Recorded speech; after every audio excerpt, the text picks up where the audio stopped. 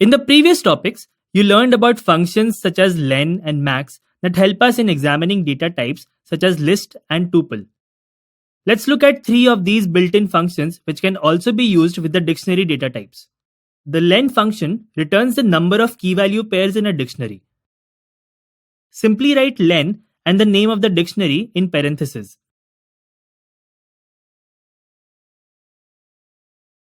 The max function returns the value of the key which is either largest or last in alphabetical order. For example, in the dictionary mobiles, the max function will return 1 plus 5t because O comes last among the other keys. In the dictionary numbers, the max function will return 5. The min function is the opposite of max function. It returns the key which is either smallest or first in alphabetical order. So in the dictionary mobiles, the min function will return carbon titanium.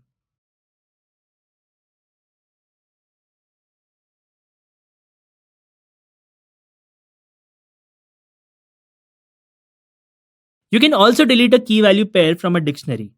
Python has a keyword called del that can be used for this. To delete a pair, we use its key as a parameter. The same keyword del can be used to delete the dictionary itself. For this, simply type del followed by the dictionary name. Now, if you type the dictionary name at the prompt, you will see a name error. This means the dictionary has been removed from the memory.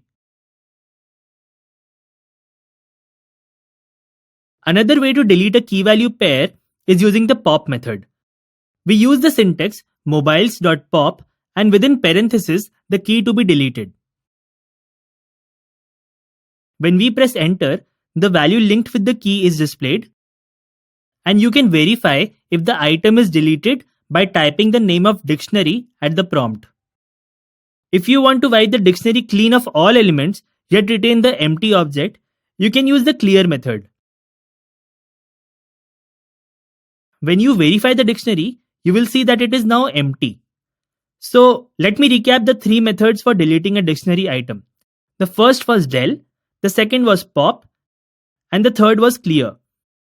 All three work slightly differently.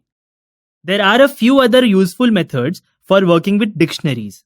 You can learn about them in the next section.